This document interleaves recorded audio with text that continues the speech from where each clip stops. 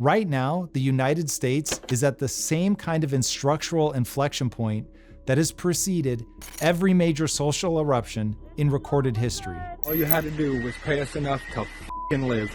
There goes your inventory.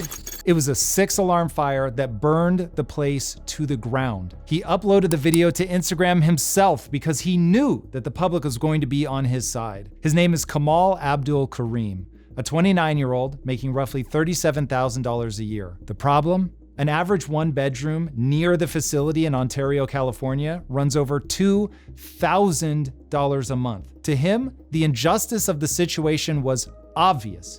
The rich abuse the masses, and the masses suffer as they must. Therefore, his act to him, despite being arson, was actually a service of justice. Now, how do I know that he and a growing number of people believe that this act of vigilantism was actually justice? Because on his very first phone call while in custody, he compared himself to Luigi Mangione. Mangione is the all-too-popular murderer who shot and killed a health insurance CEO in cold blood on a Manhattan sidewalk back in December of 24. A murder so shockingly well received by the public that his legal defense fund has already raised nearly $1 million from roughly 30,000 donors. Approximately 50% of American college students sympathize more with Mangione than the man that he killed. Inequality has already surpassed intolerable, and now instability in the Middle East threatens to become the straw that breaks the camel's back, and I'm gonna prove it. There are just two paths before us. If you want to avoid calamity, it is imperative we take the right one. I'll explain why in 4 parts. Part 3 is what the vigilantes do not understand. So regardless of what you think now, do not skip that part. Welcome to part 1, the two-sided squeeze. Since 1979, worker productivity in the United States has grown by 80.9%, but wages have only grown by 29.4%. The last time America's wealth concentration was this out of whack was the Gilded Age. You know, the era of the robber barons. And I mean that comparison literally. You can actually measure inequality. You use something called the Gini coefficient. It peaked in 1890 during the Gilded Age with a Gini coefficient of 0.87. It was a catastrophe that almost destroyed America. Now guess what today's Gini coefficient is? 0.86.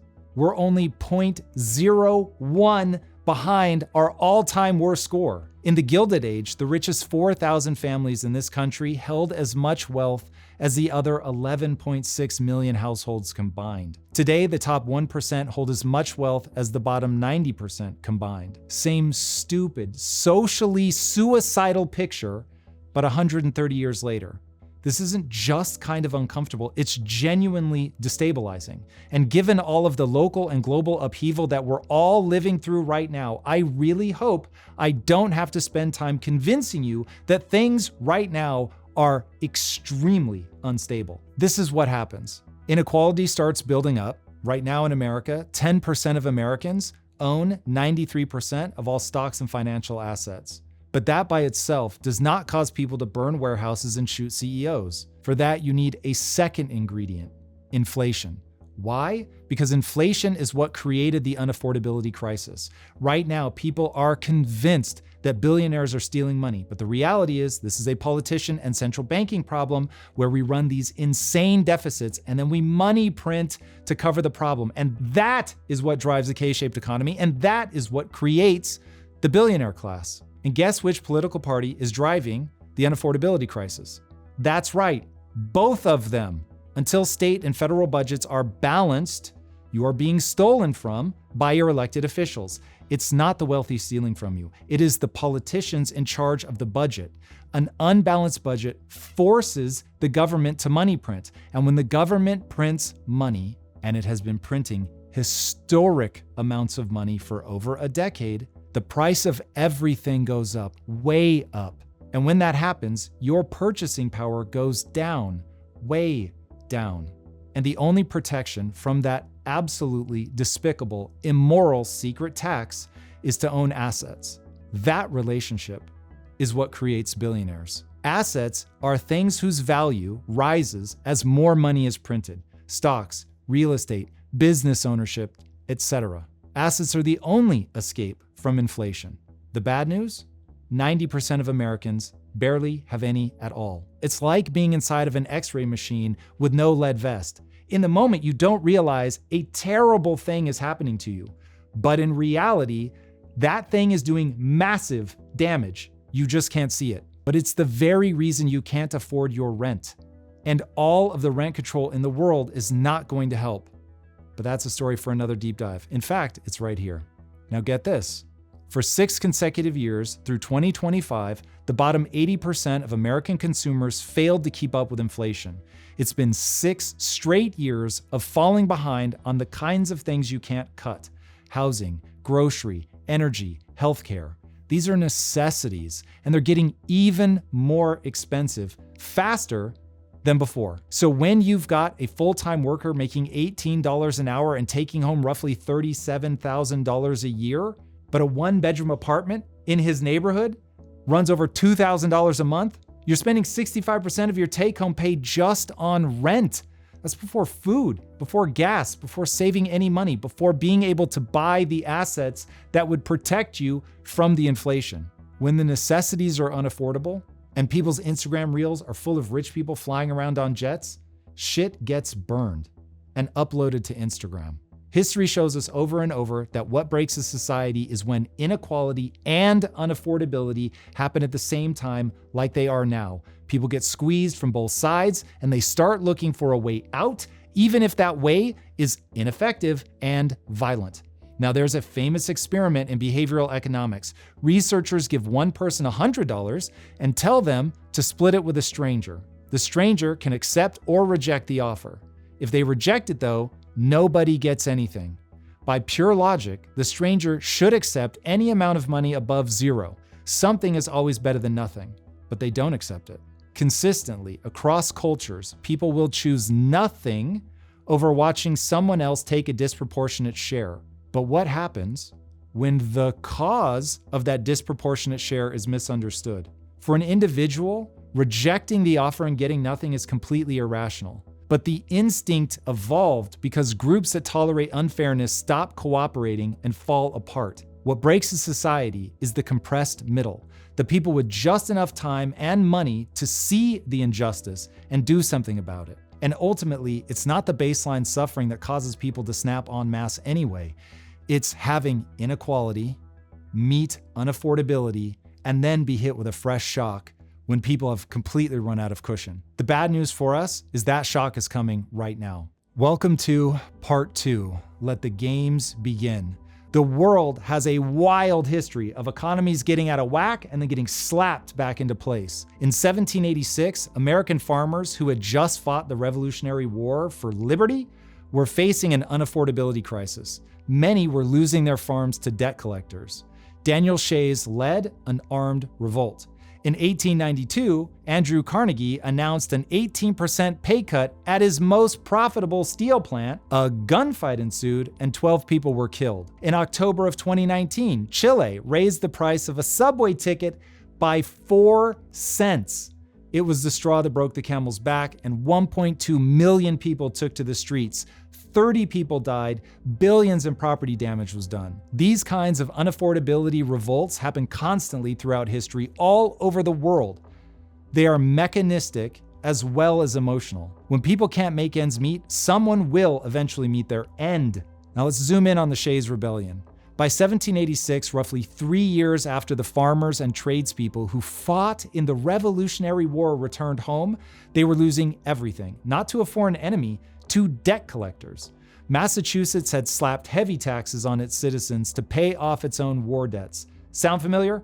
Money was scarce, credit was impossible, courts were seizing farms and throwing men in debtor's prison for falling behind. These weren't hooligans causing trouble. These were the men who had fought and bled for the principle that no government gets to crush the people who built the country. So Daniel Shays led his infamous armed revolt. Ultimately, it was put down, but it terrified the founders. Madison wrote about it obsessively. Hamilton cited it by name. Both of them pointed to Shays' Rebellion as proof that the first framework for the American government, the Federalist Papers, wasn't strong enough to handle the reality of economic despair. it couldn't stop the rage. It couldn't channel it anywhere productive. The revolt was a direct catalyst for the Constitutional Convention of 1787, the very thing that gave birth to our Constitution, which, believe it or not, most people don't know this, it didn't get written and ratified until 12 years after the Declaration of Independence was signed. The Constitution was literally partly America's structural answer to what happens when the economy breaks. A deeper look at what happened in Chile proves that this is not a thing of the past, nor something unique to America. This is an artifact of the human mind and the societies that we create. Chile wasn't a failing state. In fact, it was one of the most economically successful countries in Latin America. The protesters who took to the streets due to a 30 peso price increase, again, it's about 4 cents in US dollars, had a phrase that said everything. No son 30 pesos, son 30 años. It's not 30 pesos, it's 30 years. Meaning, this most recent raise is just the straw that broke the camel's back. The middle class had been getting squeezed for decades, and people will only put up with so much. The 4 cents was just the moment that the last bit of margin disappeared and people simply weren't going to put up with it anymore. Now, the important thing for all of us in this moment is to understand that the baseline inequality is now colliding with a baseline unaffordability crisis, and the trap is set. It's going to snap closed when a fresh shock hits this already taut system. Now, with that in mind, look at where we are right now. The bottom 80% of American earners have been getting hammered by inflation for years. The ends officially no longer meet. Personal debt is drowning most people, and they see no way out. And right at that moment, the United States and Israel launched Operation Epic Fury against Iran. Iran responded by closing the Strait of Hormuz, the narrow waterway, which sees roughly 20% of the world's oil supply pass through it. Oil ended up going from $70 a barrel to over $120 at one point. It's all over the map all the time. Gas went from under $3 a gallon to over $4 nationally, over $5 here in California. The IMF has a specific formula for oil-created inflation.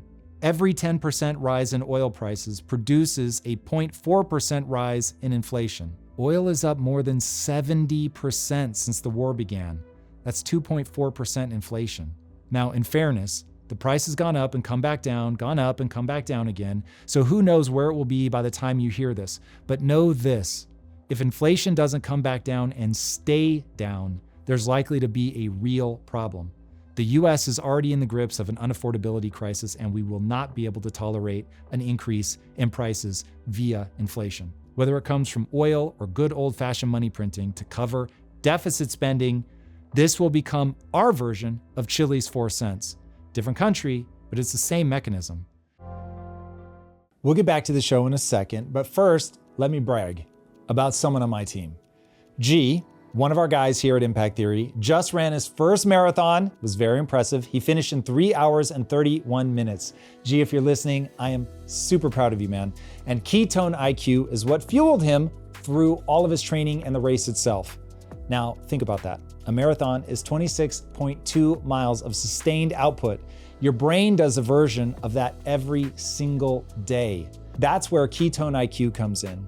It was originally developed through a $6 million Department of Defense contract to support elite cognitive performance. Ketones deliver clean, stimulant-free energy directly to your brain. They cross the blood-brain barrier and fuel your neurons at the cellular level. No sugar, no crash, just calm, sustained mental clarity. I take half a shot when the afternoon slump hits or I have something important coming up and I need to power through, and I'm telling you, this stuff works. If you're ready to fuel your brain properly, visit ketone.com/impact for 30% off your subscription, or visit your local Target to get your first shot for free. And now, let's get back to the show. We'll be right back to the show in just a second, but right now, let's talk about the most powerful force in wealth building: compounding. There is a reason that people have talked about this forever. You put an asset to work, it generates more of itself. Over time, the curve bends way in your favor. Every serious wealth builder knows how compounding works. Most gold owners, though, have completely opted out of it. Monetary metals changes that equation. They've built a way for your gold to earn yield paid not in dollars, but in more physical gold. up to 4% per year, more ounces, stacking every single month, compounding in one of the only assets that can't be printed, inflated, or debased. And storage and insurance are included, by the way, so hidden fees don't eat your yield. The average person is passively absorbing inflation. This is how you compound your way out of it. Click the link in the show notes or visit monetary-metals.com/impact to learn more. This is a paid advertisement. And now let's get back to the show. So welcome to part 3, balance the budget or there will be blood.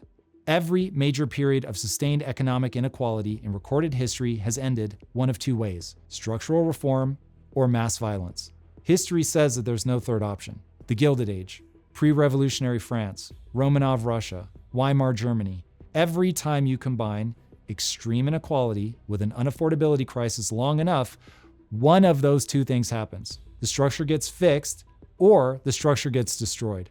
This is why the Democrats will rightly run on a platform of affordability during the midterms. But watch the policies they put forward. If they aren't about balancing the budget, it will all be for naught. Same with the Republicans. Independent voters will swing from one side to the other and back again, hoping one of them is finally going to fix it. But you can't fix it with words. The budget must be balanced. The great news is the way out of our problems is relatively simple. But if it doesn't begin with a balanced budget, you can know every word out of their mouths after that is completely illogical and is not going to save you. Even the historical violence didn't solve the problem. And that's one of the most important things I want to get across today. I understand why someone wants to burn a warehouse. I understand why people feel violently towards those that they think are holding them back.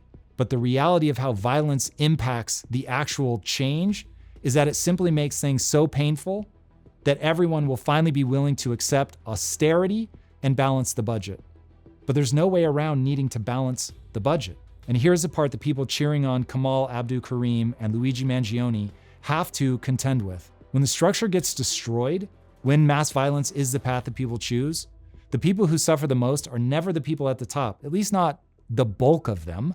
They have lawyers, security, insurance, continuity plans, and extreme mobility. You'll catch a few of them, but overall they're going to be fine.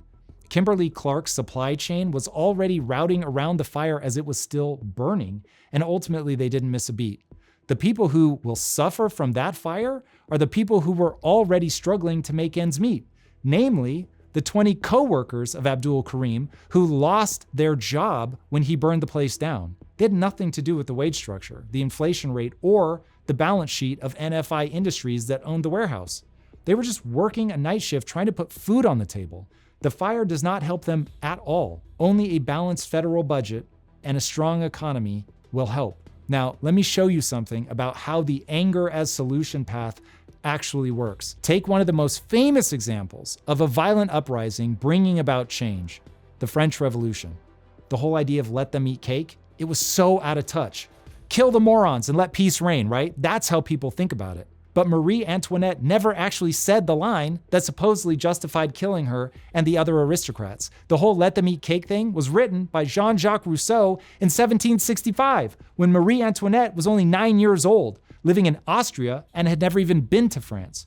Rousseau attributed the line to someone else that he called a great princess. It wasn't her. Not one newspaper from the actual French Revolution ever cited that quote. The people who guillotined her never used it as evidence against her. It wasn't attached to her name in print until 1843, 50 years after her execution, as people were trying to whitewash and sanitize what had actually happened. And we all risk losing the actual lesson of the catastrophe of the French Revolution. The French Revolution did not produce equality. It produced the reign of terror.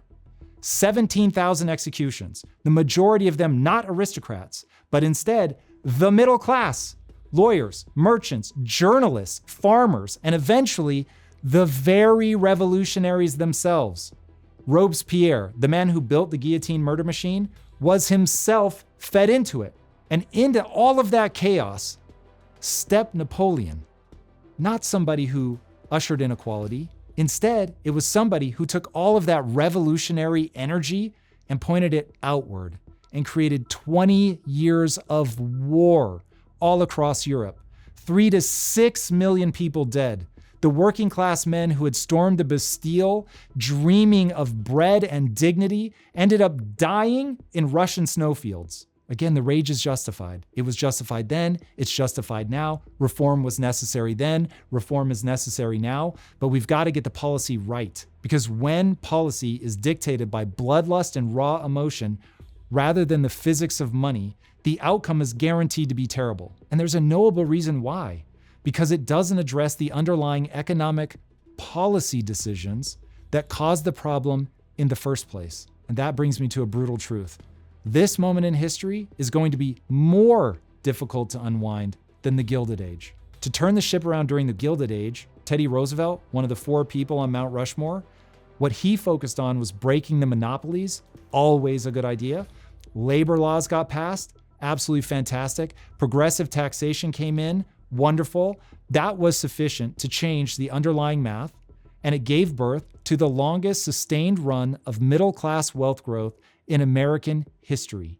But the Gilded Age reformers didn't have to crawl out from under crushing debt and the devastating effects of money printing. When Teddy Roosevelt went after Standard Oil and U.S. Steel, the government wasn't already running a $2 trillion annual deficit. Wages weren't being eroded every year by the money printing that those deficits that we now have require. The structural reforms they put in place had room to work because the fiscal foundation wasn't actively rotting beneath their feet. But our foundation is rotten. Right now, the inequality that we're suffering from is being driven by deficit spending and money printing, not monopolies and undertaxation of the wealthy.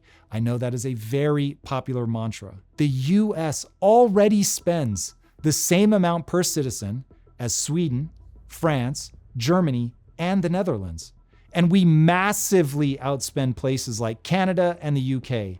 And the countries that spend more than us while still sticking to something closer to a balanced budget do so by taxing everyone. And they do it through taxes like VAT. Now, a lot of people don't understand what VAT is, but a VAT is a value-added tax, meaning it's a consumption tax. Everybody's going to pay it if they buy something. So the poorest of the poor are going to be paying that tax when they buy. And this is why people say consumption taxes hurt the poorest the most. So if you're a Trump fan and you support massively expanding tariffs and other consumption taxes, then you can at least partially tax your way out of this hole. That would alleviate a small part of the burden if you didn't increase your spending. But you will still usher in austerity. You'll just do it via tax instead of spending cuts, and taxes on the people who can least afford the taxes. Given the level of fiscal mismanagement and fraud, you will have all of the pain and only a very small fraction of the gain if you try to do this via income tax. That's why increased taxation is not the sensible solution to this problem. You'll have to tax the very people you're trying to help. The only way to capture an additional $2 trillion via tax without destroying the economy is to somehow, some way, usher in an absolutely unprecedented amount of economic growth.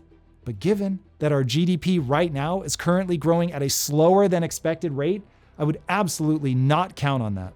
The reality is, without dramatic change to how we think about government spending, inflation will keep destroying the middle class. As long as we run grotesque deficits, everything is a Band-Aid on a severed artery. The government is currently collecting a staggering $5 trillion in tax. That's about twice what China collects, and they have 4 times the population. The US does not have a tax revenue problem. America has a spending problem. Despite our insane $5 trillion tax raise, we come up $2 trillion short because of our ridiculous $7 trillion a year budget. And that gap has to be funded somehow. And the way it gets funded is by using inflation to steal from everyone who holds dollars. Again, it hurts the working and middle class the most. And that means the reform this moment demands is harder than what the Gilded Age required. You have to fix the inequality precisely by fixing the mechanism that keeps making affordability worse. If you don't do that, nothing will solve the affordability crisis. You could tax the wealthy at 100%. And even if in some magical fairyland where that actually increase your tax revenue, spoiler alert, in the real world, it never does. Look up the Laffer curve. But even if it did, you would still only buy yourself an extra handful of years before you were right back in this position. But you would be much, much worse off because you would have decimated the economy by destroying the only machine that has ever created prosperity, namely the free markets. And you have to somehow get people to vote for austerity at the exact moment that they're angry enough to burn buildings. So welcome to part 4, moving forward well, regardless of lunatic politicians. The last time America grew its way out of a debt crisis of this magnitude was right after World War II. Americans were happy, optimistic, and they were helping much of the world rebuild. GDP grew at over 4% annually for nearly 3 decades. We're currently growing at roughly 0.5%. And for everyone marching in the streets and campaigning on more tax, you have to contend with this reality. For every dollar of new tax revenue collected since 2019, the federal government has added $1.58 in new spending. You can't fill a bathtub with the drain open. Every country except Japan that has spent any meaningful time above 130% debt to GDP has ended in internal conflict, revolution, or outright economic collapse. The United States is currently at roughly 123% and climbing. For those reasons and more, right now, America is on a one-way collision course with mass violence. Now let's talk about the solution and what's standing in the way of it. Then I'll map out how I'm thinking about positioning myself in case the political machine continues its insane dysfunction. Remember Shays' Rebellion? Farmers who fought for liberty because they were losing their farms to debt collectors? The founders looked at that rage and didn't just dismiss it. They asked what structural failure produced it and built the United States Constitution as an answer. Remember Homestead? Workers who bled for wages that couldn't cover their bills? The violence didn't fix the math. What fixed it was a generation that looked at the carnage and demanded specific structural reform, antitrust law, labor protections, progressive taxation, until the math actually changed. Both times, the people who solved the problem understood one thing the angry people didn't. The target isn't a group of people. The target is the mechanism, the way that the economy actually works. What specific part of the economy is broken, and then address that. And it's going to be different every time. If we try to run the anti-monopoly playbook when monopolies aren't our problem, or we try to tax people more when we're already nearing the top of the Laffer curve, it's not going to work. The politicians and central bankers didn't wave a magic wand and break the economy. They enacted specific policies that had negative consequences. We have to fix those policies and change the mechanism if we want to solve the problem. Taxing billionaires more doesn't actually generate more revenue, at least not enough to deal with the problems that we have. And even if it did, it wouldn't solve the problem of a chronically unbalanced budget. The only thing that actually stops the middle class destruction machine is a balanced budget and a de-globalized world. Could do a whole deep dive on that. Now, I know that sounds like fantasy right now, and honestly, politically, it probably is. No one's going to get elected on austerity right now, certainly not during a populist moment like this one, but crazier things have happened, and I think we all have to try and make sure that this message gets heard. So as a quick aside from our economics, ask every candidate in the midterms one question, regardless of party. What are you going to stop spending money on so we can balance the budget? Okay, let's talk about the go-forward plan. First, we need to understand how Trump's radical and so far reckless restructuring of the world order is likely to play out. Trump's stated plan was growth. Tariffs to bring manufacturing home, deregulation to unleash the private sector, onshoring critical industries to bring investments and jobs. The theory being that if you can generate enough economic growth, you can outrun the debt math. It's not a crazy idea on paper. The problem is the scale of what's required now. The debt is soul-crushing. The annual deficit is staggering. The growth rate needed is historically unprecedented, and our current trajectory is terrible. We have slower than expected GDP growth, layoffs up dramatically over 2025, and a wildly K-shaped consumer economy running on a shrinking cohort of wealthy spenders. None of that supports the bet that we're going to grow our way out of this.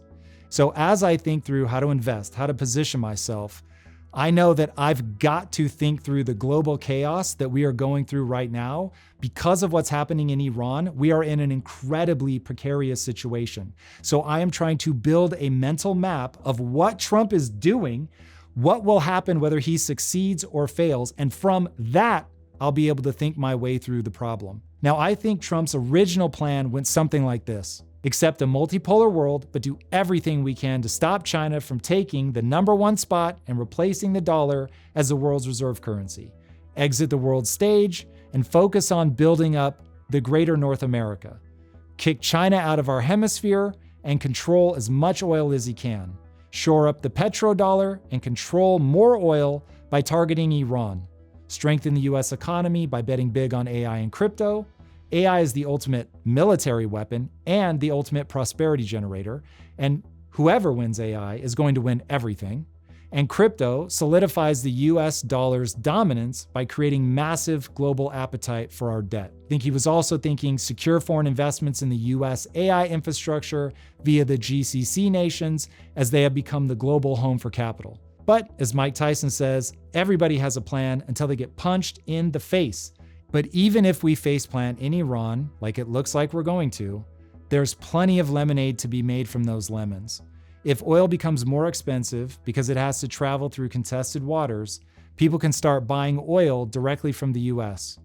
We start to look like a rogue nation, there's no doubt about that, but it will still boost the US economy. America is the world's largest oil producer. When 20% of global oil supply gets strangled in a choke point that we don't depend on, we will potentially capture some market share from every competitor who does depend on it. Now, I don't think that was Trump's plan when he started.